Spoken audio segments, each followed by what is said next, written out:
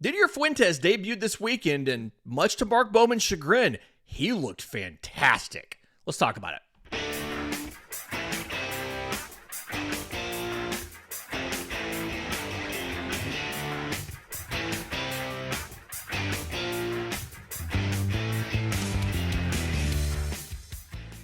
Yes, welcome on in to Braves Today, your source for news, notes, and updates on your Atlanta Braves. I'm your host, Lindsay Crosby, award-winning baseball writer and podcaster. You can follow me on social media at Crosby Baseball.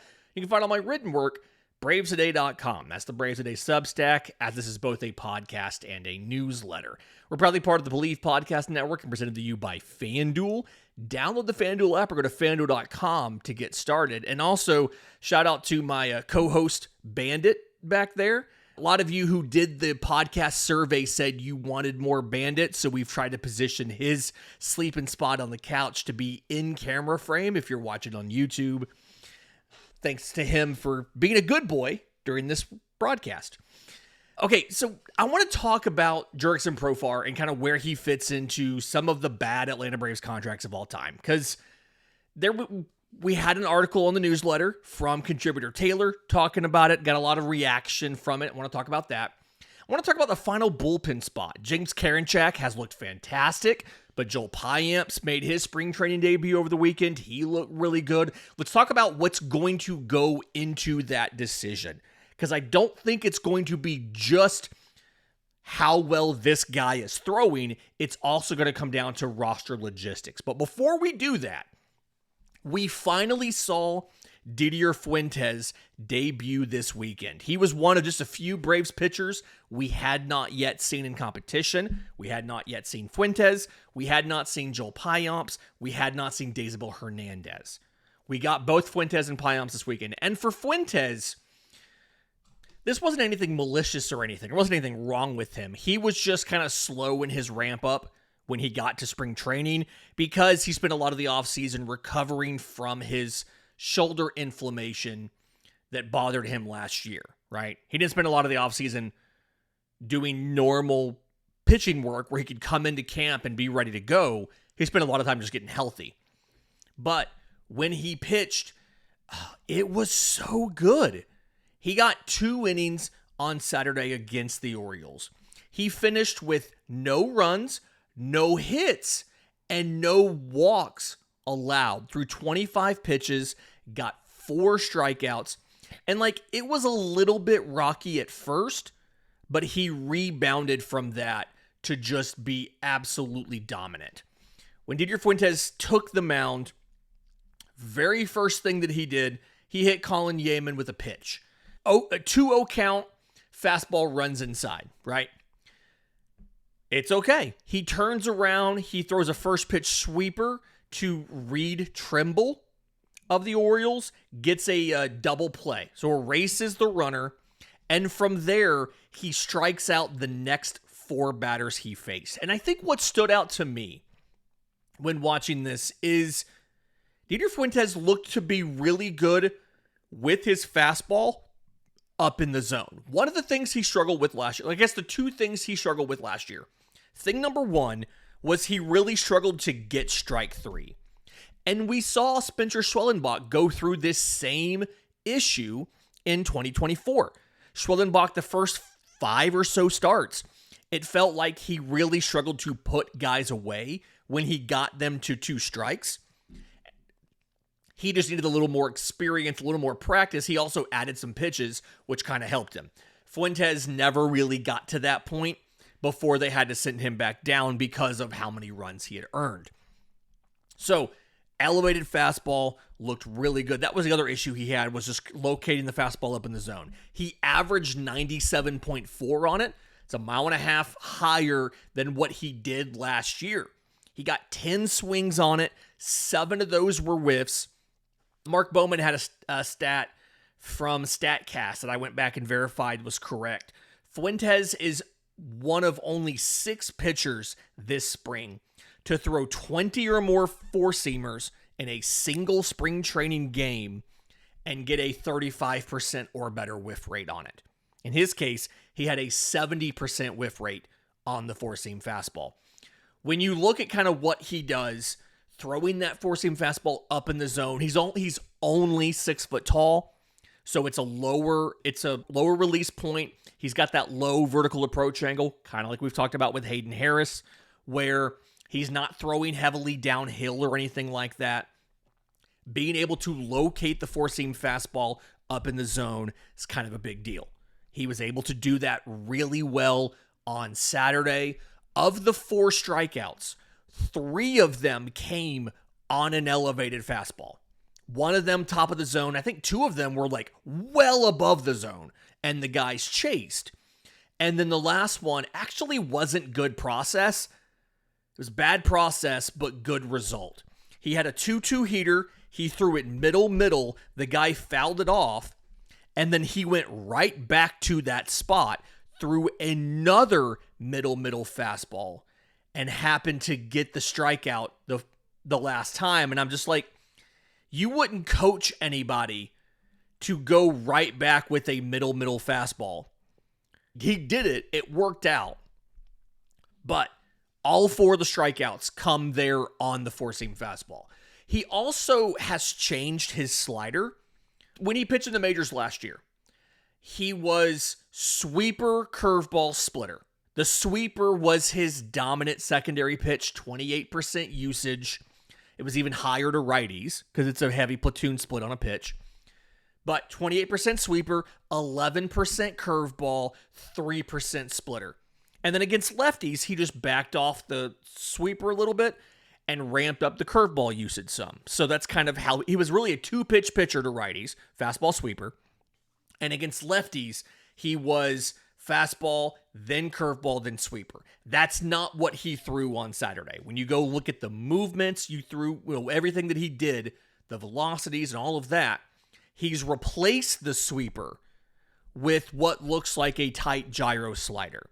And if you would say, like, if you're the amateur pitching nerd like that I am, and you're thinking, wait, a four-seam fastball with good velocity and good induced vertical break up in the zone from a low VAA combined with a tight gyro slider, that's the Spencer Strider starter kit. You would be correct. He has kind of transformed into a mini version of Spencer Strider. He doesn't have the quads, but four-seam gyro slider. Now, I'm assuming he still has that curveball, and I'm assuming he still has that splitter. Again, we did not see them on Saturday. Every pitch was the four-seamer or the gyro slider. But if he does still have those pitches, he has Spencer Strider's current arsenal. I would argue a little bit of a better off-speed pitch in a splitter versus a changeup. I'm not a changeup hater, but I'm really not a big believer in changeups as being a significant part of your arsenal. I am okay with splitters because the movement profile helps you some. But most changeups just kind of feel like they're more reliant on the velocity difference than they are on the actual movement profile. And that to me just is kind of scary. Like if a dude is expecting a changeup in that count, he's probably going to crush your changeup, even if it's a good changeup from a velocity perspective. So I'm kind of a hater when it comes to changeups, but I like a good splitter. And I feel like if Fuentes still has the curveball and splitter and still has the faith in those, you have to love the package. Again, first outing of spring, his velocity was already really good. He averaged 97.4, mile and a half higher than last season. Obviously, this was not a start. He threw 20 fastballs, not the usual 50 or 60 he would throw in an outing. Does he keep that velocity as he keeps going? But either way, you have to feel really good about that. And so, like, I didn't write him off from contributing in 26, but I don't necessarily think that I was counting on him to do anything of note in the major leagues. A lot of Didier Fuentes to me in 25 was you sit in Gwinnett, you make your start every 5th day, get comfortable getting strike 3, get comfortable turning over a lineup once or twice, And if the Braves need an emergency starter, a spot starter, you're already on the 40-man roster. If some of the changes we saw in this very small sample size hold, then I feel good about the ability of Fuentes to not just be emergency depth, but to actually give you meaningful and decent innings in 2026. Obviously, very small sample size. But what we saw from the process was really good and was an improvement over what we saw last year. Let's see, one, did he keep the curveball and splitter? How well can he locate everything? He settled in after the first batter or two, which Bryce Elder never really did in that outing on Sunday. But we'll see what Fuentes looks like going forward. In just a minute, I want to talk about the bullpen because we saw a guy we hadn't seen yet. We got some more information on the guys back there, and I think you're up for a really interesting conversation. We'll do that next, right here on Braves Today. But first, today's episode is brought to you by IQ Bar, our exclusive snack, hydration, and coffee sponsor. IQ Bar protein bars, IQ Mix hydration mixes, and IQ Joe mushroom coffees are the delicious, low-sugar brain and body fuel you need to win your day. The Ultimate Sampler Pack is a great way to try all the IQ Bar products and flavors. You get 9 IQ Bars, 8 IQ Mix sticks, and 4 IQ Joe sticks. I had some of the mushroom coffee for the first time over the weekend. It is not made of mushrooms. It is instant coffee that they've put mushroom supplement for nutritional reasons into. But it's designed for mental clarity, gives you 200 milligrams of natural caffeine, plus 4 different flavors that will transform your morning routine. And again, IQ Bar is the protein bars with plenty of plant-based protein, tons of fiber, no added sugar, and IQ Mix is the zero sugar drink mix that hydrates with electrolytes to improve your mood and boost your clarity.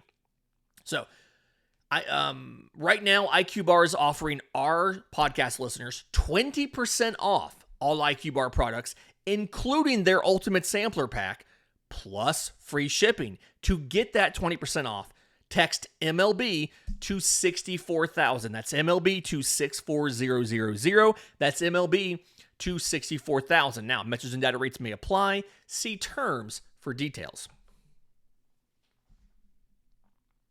Welcome back to Braves Today. Lindsay Crosby. Let's talk about the bullpen because James Karinchak pitched over the weekend. He continues to look really good. Joel Payamps pitched over the weekend. He looked better than he did last year. And so it's a really interesting conversation because the bullpen right now, we've covered this a little bit in the past. The bullpen right now is kind of locked in. A lot of these spots are kind of locked down. Raisel Iglesias, Robert Suarez, Dylan Lee, Tyler Kinley. Those are locks. Those dudes are in the bullpen. Aaron Bummer is presumably your second lefty in the pen behind Dylan Lee. Bummer's thrown a grand total of 1 inning in spring training. He threw 10 pitches. He has 1 strikeout. Assuming he's ready to go, again, we've seen him 1 time, and we are kind of halfway through spring training at this point. Assuming he's ready to go, he's another spot in your bullpen, meaning you have 3 slots left. And I think because of the way the schedule breaks down, this is where you're going to have some questions. We would assume Joey Wentz is in there, although they've discussed using Joey Wentz in the rotation the first 2 times through because the Braves have 13 games in 13 days to open the season. They've talked about using Joey Wentz as a 6th starter. So he did leave the game on Sunday with a knee injury after a minor collision at first base with Taylor Walls of the Rays, who, by the way, attempted multiple bunts on Sunday, which is a little bit annoying for spring training. Like, you don't have to go that hard in spring, Taylor. But once they brought the cart out to help him off the field, Per the media in Northport, friend of the show, Chad Bishop, he did go into the clubhouse under his own power. He walked into the clubhouse himself. They believe he's avoided serious injury. So we'll see what the final prognosis is, but as of now, he is expected to be available for opening day and to be that sixth starter. And so that means you have 2 spots left in your pen. And to me, you really kind of have 3 or 4 guys that you're trying to figure out which of these guys get one of those spots in the pen. Joel Payamps made his spring training debut on Sunday. Reminder, he's the Brewers the Brewers reliever that was really, really good up until 2025. He struggled. They let him go. The Braves grabbed him off of waivers. He had an inning with no runs and no hits. He walked 1. He didn't strike out anybody. Leadoff walk, got a double play to erase that batter. And then we talk about process over results, right? He averaged 96 miles an hour on his four-seamer. Last year, his velo was down. He was averaging just under 95. It's like 94 and change. He was at 96 today. So you feel good about where the fastball is for this point of spring, especially given that that was his first appearance. You do need to get him some more innings. You need him to stack innings, maybe even get you a back-to-back or two, so that, two outings in 2 days, so that he's ready for opening day. But he's making $2+ million, like he has a guarantee. And so the fact that he made his debut, he looked good, you can probably pencil him in. Which means that last spot in the pen kind of comes down to 3 players. We're kind of ruling out some of the guys who have options and can start the year in Gwinnett. Dylan Dodd, Hayden Harris. Both those alliterative guys have not looked bad this year, but they have minor league options. It is easier to start them in AAA and them be some of the first call-ups if you have an injury or some sort of poor performance and you have to move on from a guy, right? So as much as I like Hayden Harris, friend of the show, he came on my old prospect podcast back when it was 2023, I think. He came on my prospect podcast to talk about his whole, leaving Georgia Southern after graduation, signing as a UDFA with the Braves and all of that. Great guy. But he has options, and typically that means he's going to be squeezed off the roster by a guy that doesn't have options. Which you kind of come down to Ian Hamilton, Josè Suarez, James Karinchak, who does have an option, but I'll get to that in a second. Ian Hamilton, they signed to a major league deal in December, but it's a non-guaranteed deal. He was with the Yankees most recently, was one of their back-end guys, and he's made 1 appearance in spring. It did not go really well. 2 hits, 1 run, 2/3 of an inning, walked 2, no strikeouts. We have not seen him since then. So from a contract perspective, he looks like he should be one of the favorites to make the team. But if you don't see him pitch, and it's been a minute since he did that too. It's not like that was the other day. That was February 23rd. We've not seen Ian Hamilton in a game since February 23rd. It is now March 9th. So you kind of have to wonder, is there some sort of injury issue? Is something going on? If so, the Braves can put him on the injured list to start the season and kind of punt the decision on, do you start Ian Hamilton in the bullpen or not? Do you give him an opening day roster spot? You can throw him on the IL if he did have a medical setback, and you can punt that decision. But the other 2 guys, it comes down to James Karinchak or Josè Suarez. And there's reasons for both. And I think for Karinchak, the thing to remember is he has looked really good in spring.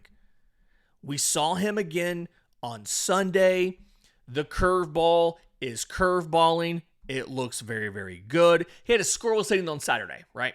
Struck out the side on 17 pitches, 13 of those were strikes. He threw more curveballs than fastballs. He wanted to work on it, but it's curveballing. He got 5 whiffs in 9 swings on the curveball fastball combo. He's sitting at 20 inches of induced vertical break on the four-seam fastball, which is an absurd number. And his velocity is close to what it was when he was in his heyday. I saw one of the pitching analysts on social media call it a monster fastball. It's kind of what it's looking like. The velocity is not awe-inspiring, right? He's not throwing 99 or anything.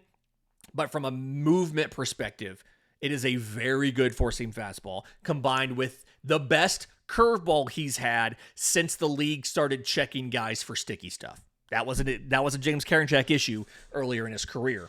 So from a performance and quality of his stuff perspective, James Karinchak looks like the guy to beat. The problem is roster logistics could get in the way. Joey Wentz, assuming he's healthy, again, he had a knee injury as of time of recording on Sunday evening. We don't know anything further than the Braves believe he avoided significant injury, right? They think he's day-to-day right now. Nothing official as far as anything more than that. Assuming that he is going to be available for opening day and going to be fine, he's going to be classified as a starter the first 2 times through the rotation probably. And so what that means is if you give James Karinchak that last spot in the pen, you don't have any long man for the bullpen other than Aaron Bummer. And Aaron Bummer has thrown multiple innings in the past. He has been that long man for you. And matter of fact, if you take out the 2 appearances he made last year as an opener, including one where he was pushed into like I think a 3rd or 4th inning, right? He gave up 6 runs in 4 1/3 innings as a starter, like being an opener, making a spot start there. As a reliever, he had an ERA of 3.06. So, yes, his velocity was down throughout the course of the season. We do think the shoulder issue that put him on the IL was part of that, but Aaron Bummer was not bad when you take out the times that he was asked to start and then pushed a little too far, right? His overall ERA was, I believe, a 3.81, and almost a full run of that was his 2 starts. So maybe you trust him to go multiple innings, right? Coming off the shoulder injury. But if you don't, then Josè Suarez is a guy you probably should put on the opening day roster because he is going to be able to take multiple innings and to be your long man while Joey Wentz is in the rotation temporarily.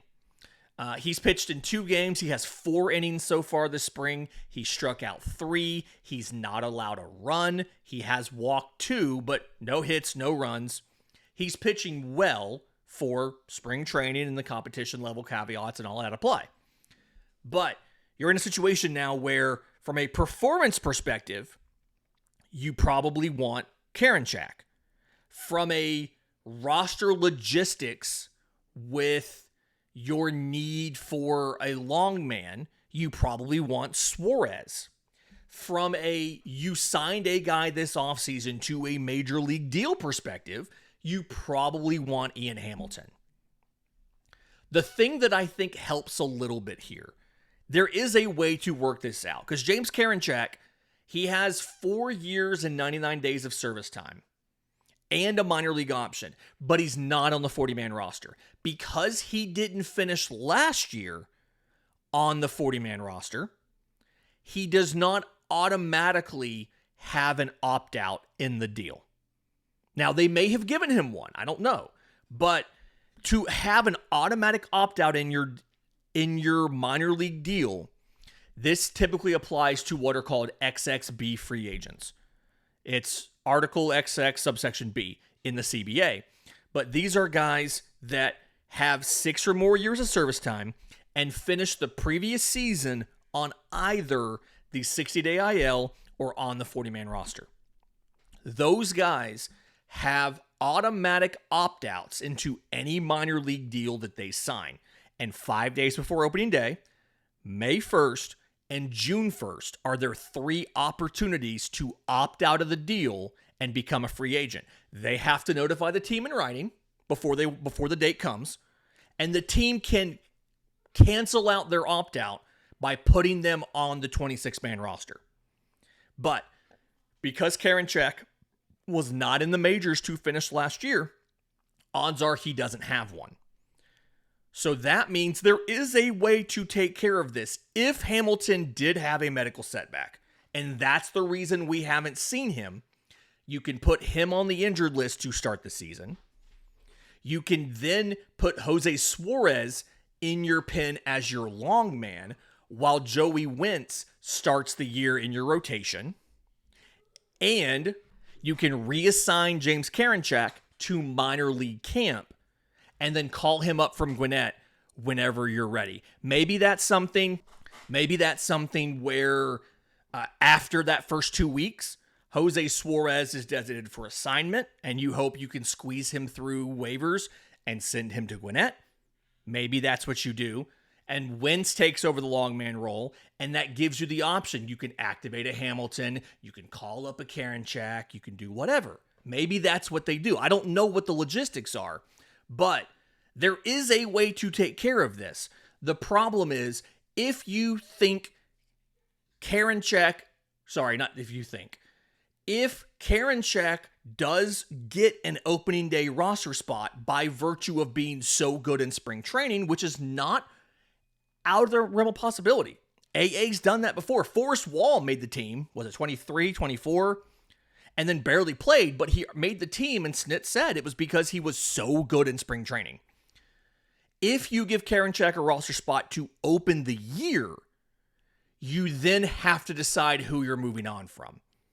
And again, if you move on from Josè Suarez and you're using Joey Wentz as a starter, you don't really have a long man other than Aaron Bummer. And if you use Aaron Bummer as your long man, then you don't have another lefty in your pen other than Dylan Lee. So it's a little bit convoluted, and that's why these things aren't just who are the best performing baseball players right now. These decisions have a lot of other factors that go into them, and that is one of those. In just a minute, I'm ready to stop talking about Jurickson Profar. I am tired of talking about this dude who threw away a really lucrative contract. But was that contract the worst contract in Atlanta Braves history? We'll talk about it next, right here on Braves Today.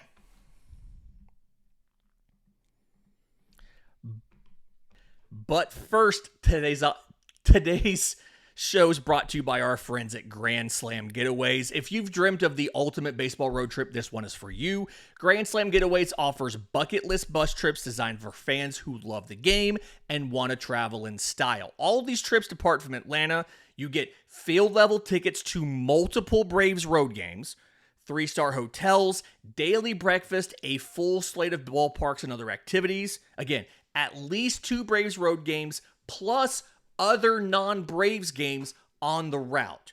Appearances by former MLB players, giveaways, fun side trips like the Louisville Slugger Museum, the Bull Durham filming locations, and more.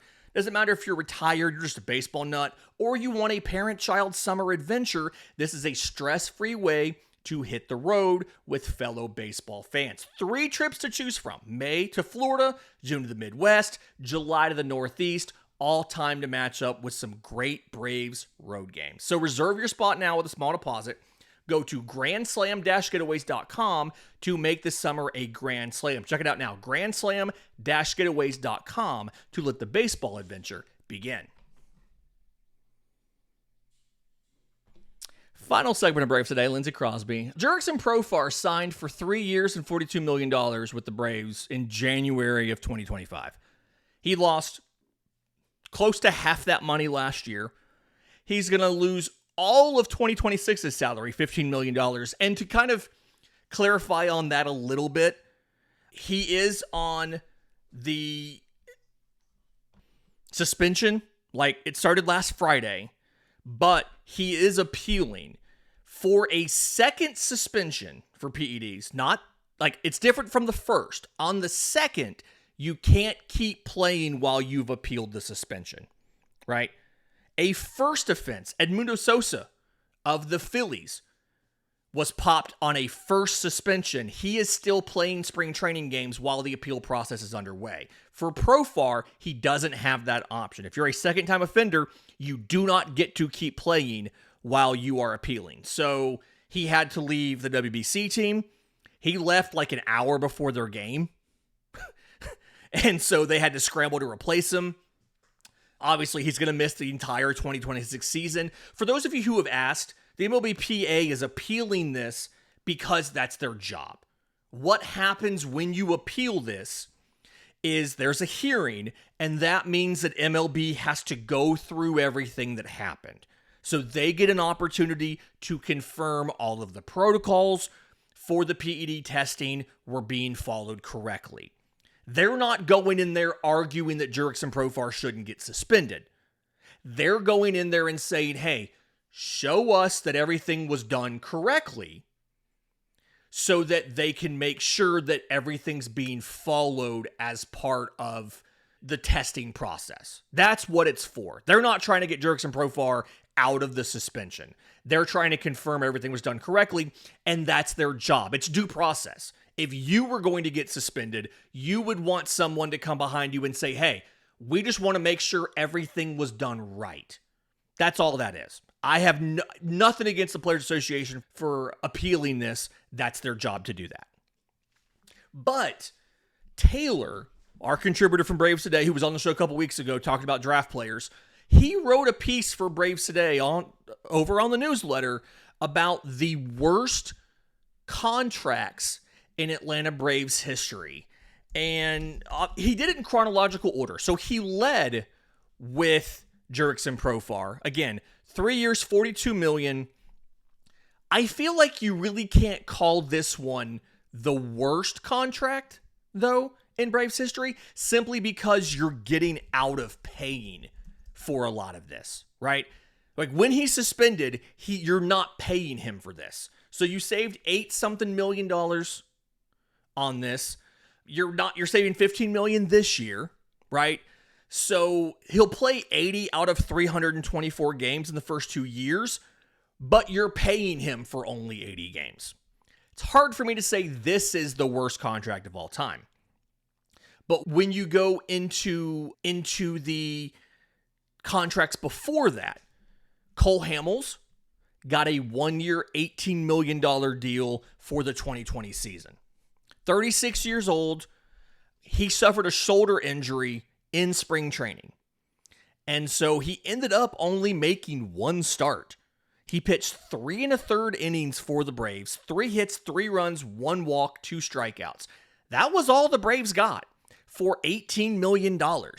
He never pitched in the majors again. But, one, not really a lot of bad 1-year deals. It's a 1-year deal. It didn't work. It was a lot of money.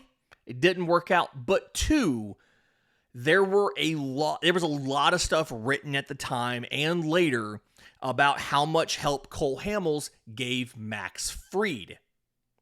And so, like, Max Fried becoming the guy that he did, he's directly contributed that to Cole Hamels.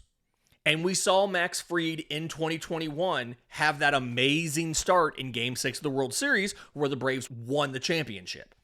So it's hard for me to say that the Cole Hamels deal is the worst in Braves history because of that.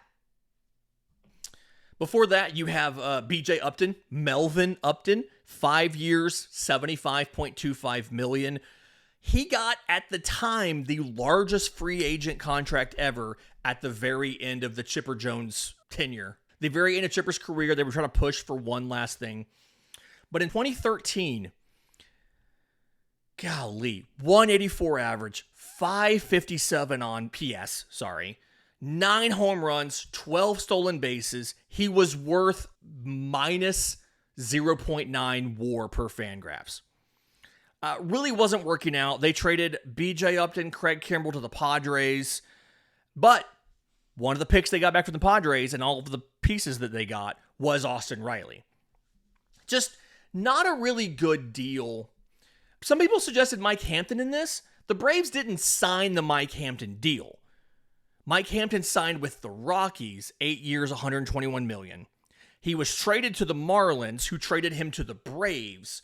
He only pitched 25 games in the last 4 years of the deal. They did send the Braves $30 million in the package. Or they said the Marlins $30 million. I think that money got redirected to Atlanta. But he was good.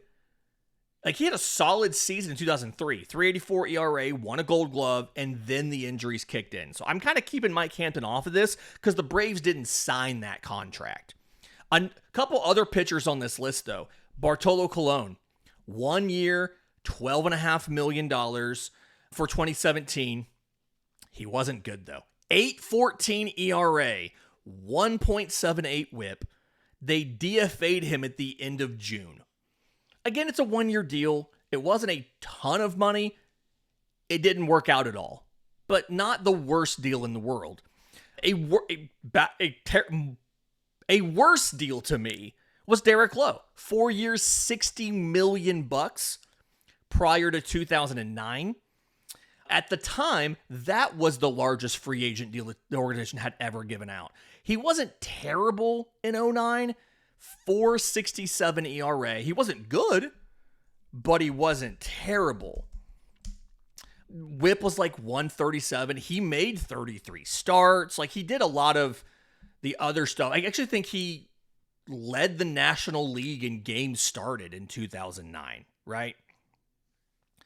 But then after that, he just wasn't really the same. 2010, the ERA, again, not good. 2011, it became a 5.05 ERA. The Braves ended up trading him and $10 million to get a minor league reliever. In 2012, he pitched for Cleveland. He pitched for the Yankees, combined 5.11 ERA. He then eventually signed with the Texas Rangers for his age 40 season, ERA of 9 in 13 innings, and was done and retired. This one wasn't so much about him being bad as it was how bad he was compared to the expectations we had for him. The worst one for me, and it's not Kitchen Kawakami. That was on Taylor's list as well. 3 years, $23 million. Came over, really kind of struggled. 3.86 ERA in his first season, which isn't awful, right? But then after that, 5.15 ERA, 1-10 record. They outrighted him to Double-A, and he spent the entire year, the third year of the deal, in Double-A, and then went back to Japan. To me, the worst one is Bruce Sutter. And I say that, I love Bruce Sutter. I'm a fan of Bruce Sutter.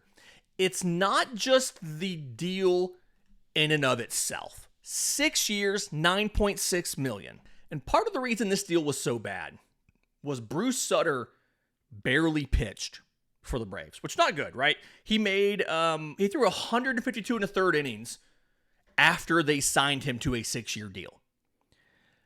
But also, he had deferred money in this deal. So in 1985, as a reliever, they got 23 saves out of Bruce Sutter. 4.48 ERA, not good. He had shoulder surgery. He came back in 1986. 16 games, 3 saves, goes on the DL in May with an ERA of 4.34. Didn't come back that season. Didn't come back in 1987. Comes back in 1988. 4.76 ERA, 45 and a third innings. Only picks up 14 saves. Strikes out 40 in 45 innings. But he had deferrals. They had to pay him a total of $43 million after he retired. It was a $4.8 million base salary that he was getting in the season. The other half of it was deferred at a 13% interest rate, because that was kind of standard in the 80s. Ask your grandparents about their mortgage payments, or depending on the age that you are, right? Ask somebody who had a mortgage in the 80s about the interest rates you were paying. It was 13% interest on this. And so they deferred $4.8 million of it for 30 years. And so the Braves were paying $1.3 million a year for close to 30 years. And then at the end of it, they had a final payment of $9.1 million. Outside of Bobby Bonilla, it's one of the best deferred contracts for a player in baseball history. And it was the Braves that had to pay it. And that might be part of the reason this team does not offer deferred money now, because they've had to pay terrible deferred deals in the past. I've heard this called, quote, the eternal deferred contract, because again, the interest rate was huge and it was spread over 30 years. Tough look.